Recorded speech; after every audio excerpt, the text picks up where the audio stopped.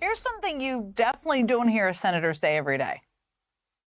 So tonight I want to talk about Signalgate and what a colossal up this is in terms of our national security. Yeah, we bleeped it, but he said it. I'm pretty sure you know what he said out there. I mean, remember, as a congressman, Adam Schiff was the chairman of the House Intelligence Committee. He was the lead impeachment manager during Donald Trump's first impeachment hearing. And in all that time, and I could be wrong here, check me if I'm wrong, I don't think I have heard him use the F word in public to describe how colossal of a screw-up something was. But he knows all too well how our nation's most sensitive communications should be handled and how they shouldn't. I used to serve as the chairman of the House Intelligence Committee.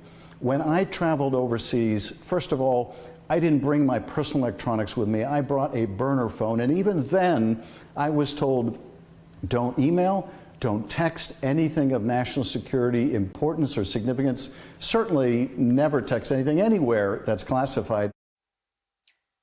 Now, that specific point he just made was seemingly aimed at Trump's director of national intelligence, Tulsi Gabbard, and Stephen Witkoff, who is Trump's decades-long friend turned special envoy. Senator Schiff sent a 3-page letter to Gabbard and Witkoff today expressing grave concern that both took part in the security breach while they were, quote, traveling in high-threat environments that pose significant counterintelligence risks to U.S. personnel and devices. Now, in particular, Schiff noted this. Director Gabbard was on a multi-nation tour, including visits to Japan, Thailand, and India during the time frame at issue. And Mr. Witkoff was in Russia when National Security Advisor Waltz established the messaging group. Mr. Witkoff reportedly arrived in Russia on March 13th at noon local time and was added to this group chat around 12 hours later. Reporting indicates that Mr. Witkoff met with Russian President Putin until 1:30 a.m. local time and left Moscow after the meeting. This means that Mr. Witkoff appeared to be receiving sensitive national intelligence information while in Moscow, and based on this timeline, may have been in direct meetings with the Kremlin when some of the messages were exchanged. That's all from Schiff's letter. Now, Witkoff says he didn't have his personal phone with him, just, quote, a secure phone provided by the government for special circumstances. Now, was that a burner phone? Was his phone with signal left on the plane? And again, what other signal chains were there between high-level national security officials? Those are some of my questions. But more importantly, Senator Schiff has some questions, too. And he's demanding answers to 12 detailed questions from both Gabbard and Witkoff by Monday. It isn't also just Democrats who are worried. The New York Times notes that Republican Congressman Brian Fitzpatrick of Pennsylvania plans to send an inquiry to Gabbard's office. Plus, Republican Senator Roger Wicker of Mississippi, who leads the Senate Armed Services Committee, said, quote, definitely will be looking into this. At least 4 other Republican senators have voiced their concerns, too, including 3 members of the Senate Intelligence Committee, Mike Rounds, Jerry Moran, and Texas Senator John Cornyn, who had this to say, quote, sounds like a huge screw-up. I mean, is there any other way to describe it? I don't think you should use Signal for classified information. True. Now, Republican senators had to accept a lot to help Hegseth squeak through confirmation, which is important to remember in this moment. Because today, after just 60 days on the job, Hegseth is facing a massive scandal that's only getting worse the more the Trump team distracts, and seems to be lying about what happened. All while a growing number of Democrats are openly calling for his resignation. Joining me now is California Democratic Senator Adam Schiff, a member of the Senate Judiciary Committee and a former member of the House Intelligence Committee, who used the word we bleeped for good reason. Senator, we spoke about this Signal group chat 2 nights ago, and at that time, none of us had seen, the public had not seen, you nor I had seen what was exactly in the thread of information that Secretary Hegseth had provided. Now it was published in the Atlantic this morning. I thought it was pretty stunning. What did you think when you read that level of detail? Well, first of all, as for my use of an obscenity, I'm running out of adjectives and expletives over the last couple months. But what really leapt out at me when I looked at the transcript of this was the specificity with regards to one of the targets, and that was someone described as their top missile guy. But he was apparently struck while in his girlfriend's building. Now, the problem with this being disclosed, the problem with discussing this kind of thing on an unsecured device, on a commercial app, is that what the Houthis are going to do now is they're going to essentially try to reverse engineer. They're going to try to figure out, how did they know where he was? Was his electronics communicated? Was his girlfriend's electronics communicated, compromised? Was there a personal source? Was the girlfriend the source? Was a friend of the girlfriend's the source? They're going to try to identify our sources and methods.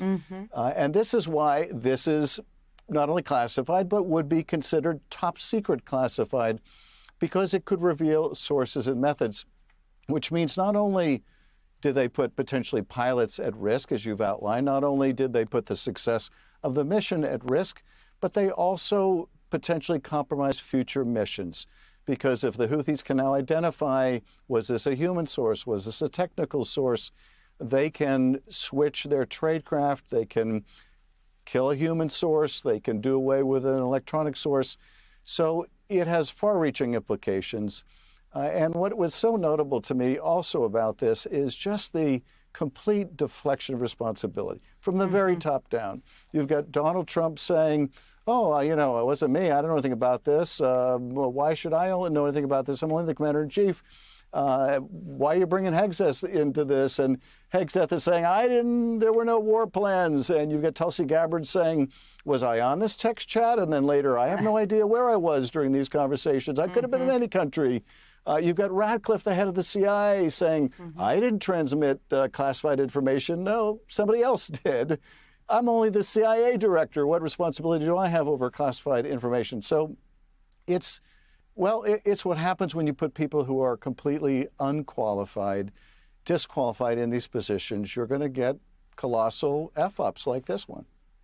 No doubt. I mean, we could have seen a lot of this coming. You called a lot of versions of this could be coming. So I referenced in the introduction here, you sent this list of questions over. Specifically, it sounds like to Tulsi Gabbard and Stephen Witkoff. What question do you most want answered from them? Well, I think it's really the question that you asked, which is, this is not the first time that they've been using a commercial app for completely inappropriate discussions. It just can't be.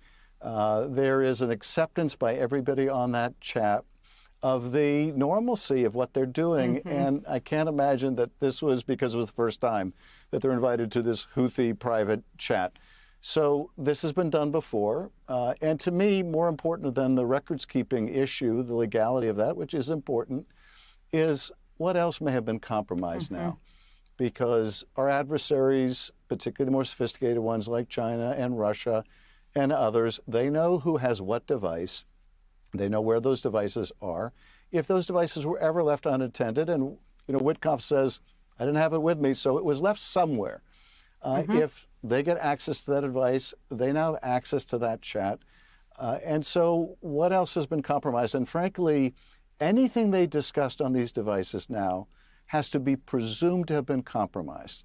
So not only should the Congress find out, but the intelligence community is going to have a need to know, if they're doing their jobs, what else were they talking about? We have to assume it's compromised. We have to assume that these sources may have been burned. We have to take measures to protect any human sources now.